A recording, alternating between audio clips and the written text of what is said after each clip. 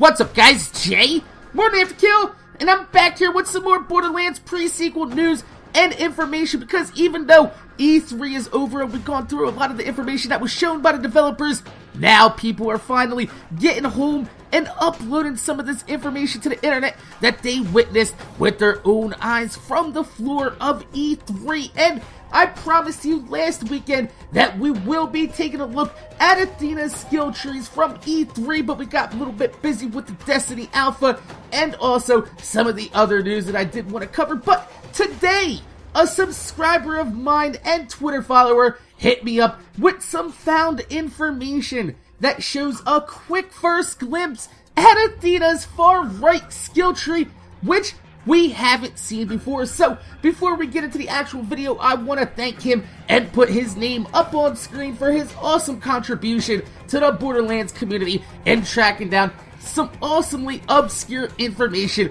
about Athena. So the far right skill tree we can see is called Ceraunic Storm, and I actually had to look this up because I didn't know what Ceraunic means, and quite simply, it's the study of heat and electricity. And by the few skills that we're actually going to be seeing, it's obvious that this is a very elemental skill tree, and in my opinion, it comes pretty close to mimicking Krieg's Hellborn tree.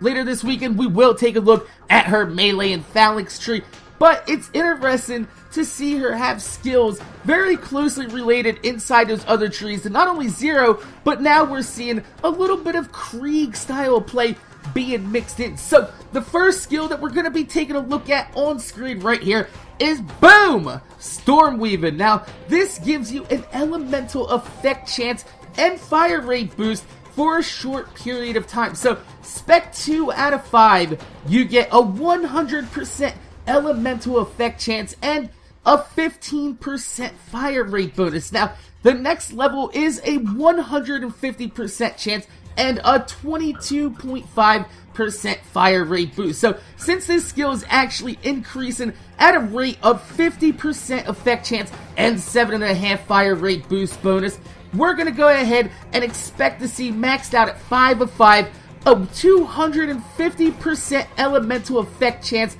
and 35% fire rate bonus. God damn!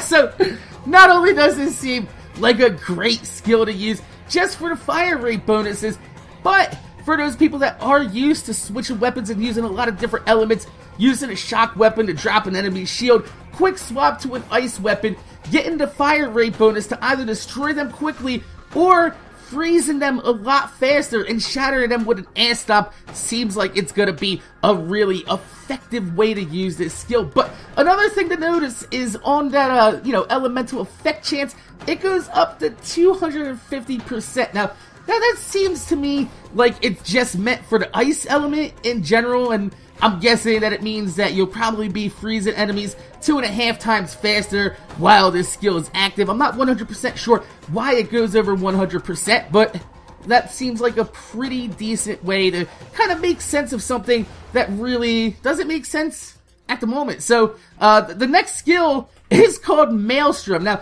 this skill is a stackable elemental damage skill. This is where it kind of gets sort of Krieg-y. So for each stack of Maelstrom that you apply, you gain bonus elemental damage. Now this skill doesn't have a cap mentioned on it for how high these stacks can go, so right now I'm assuming that the sky is the limit with this skill. The more stacks you have, the faster they decay. It kind of seems like it's working like Zero's critical ascension stacks, which hopefully you'll still be able to buy ammo or go in menus, because Zero can't. Not while you have critical ascension stacks. Randy! So we take a look at that skill, right? And then when we go ahead and mix it with the next skill, it's gonna seem absolutely amazing, because the next skill is actually her capstone of the Ceraunic Storm tree.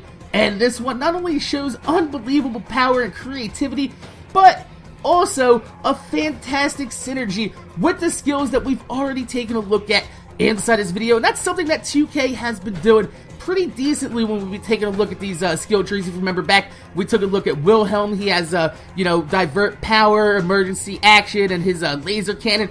that seems like they all work together in a really awesome trifecta, and we're seeing the same thing right here. So, her capstone is called Hades Shackles. That's right, the Devil's Shackles, Hades Shackles. So, what this does is when you ass slam an enemy, it's gonna link you to that enemy with a shock tether.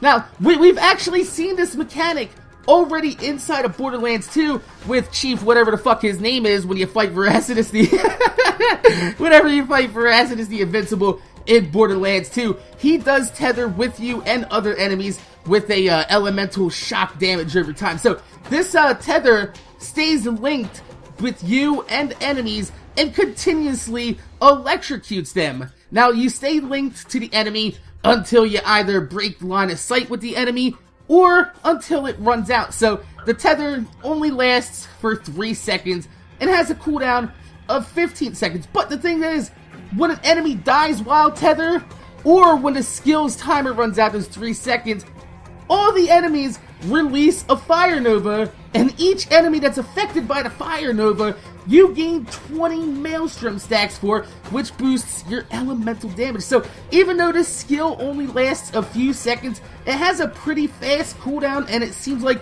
it's a really good way to build up an insane amount of maelstrom stacks very quickly and replenish stacks that have decayed in between your tethers. So not only do we get to see 2 skills in the capstone working once again in a very awesome synergetic way, but seeing 2K actually take bold steps to not only increase damage over time inside of Borderlands, but once again actually making you want to apply dots inside of this game. And that's kind of why this is kind of like Hellborn Creek to me, because Hellborn Creek, you want to get that damage over time working, and you'll be able to keep your health up with the Moxie weapon. But in Borderlands Presequel, we have not seen one Moxie weapon shown, so it might not be possible to heal like Hellborn Creek does while using these skills. And you know what that's called?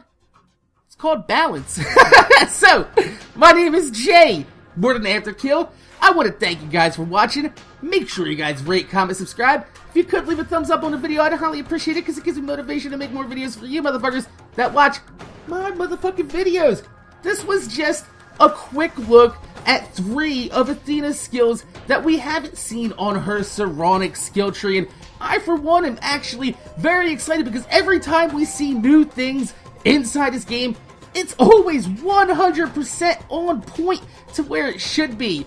And I really like that 2K is kind of stepping out of the box and bringing a little bit of a, not only just complexity to the skill trees, but bringing, you know, just a little bit of a power damage? Is that the damage? Oh my god, the damn, so much damage, Gearbox.